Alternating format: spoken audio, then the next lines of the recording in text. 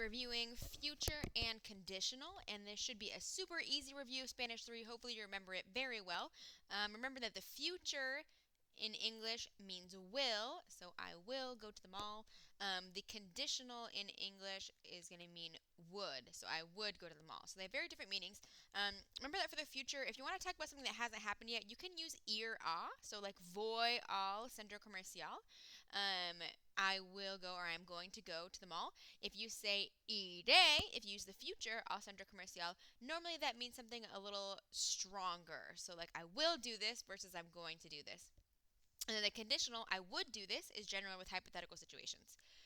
Okay, so remember for the future tense, the way that you form it is you take the full infinitive and you add the future tense endings. So the future tense endings are as, a, hemos, on. And these are all going to have accents except for nosotros.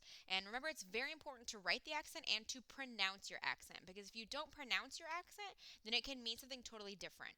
So normally the full infinitive plus these endings. For the conditional, it's going to be the full infinitive plus the conditional endings, which hopefully you remember are basically the imperfect er and ir endings.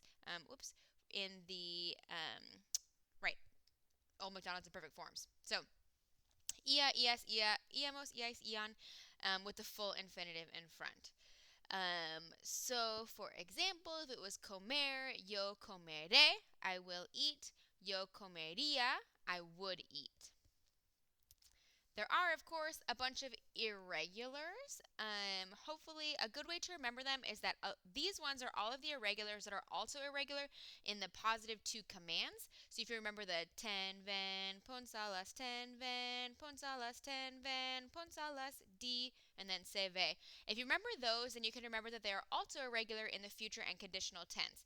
And they are irregular in the same way for the future and conditional tense. So for tener, that's going to go to tendre. For venir, it'll go to vendre. Poner, pondre.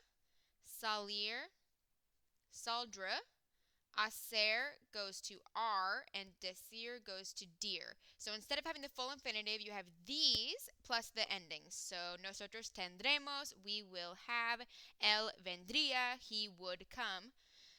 Okay, then there are all these other irregulars that you have to remember. So haber is going to go to aber. Caber is going to go to caber. Caber is an important verb. It means to fit. So like nosotros no cabremos en el carro.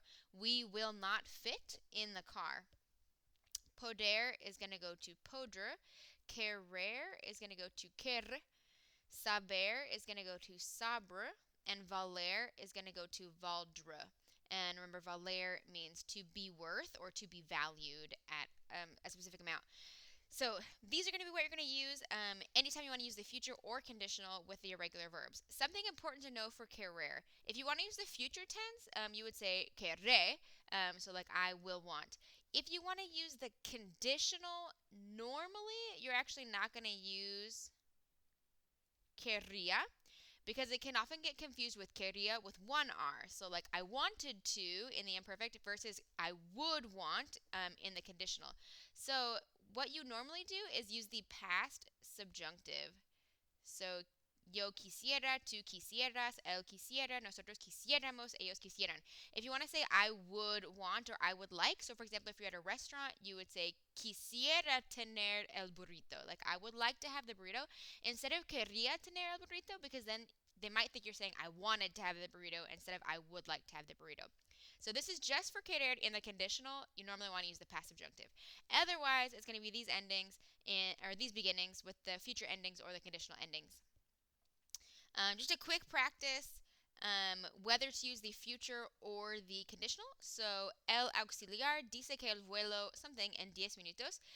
The flight attendant says that the flight to take off in 10 minutes. So, this is probably going to be the future tense. So, despegar. And then the future tense for él, ella, usted is going to be a despegará. And remember, it's important to say the accent and write the accent, because otherwise it's the past subjunctive.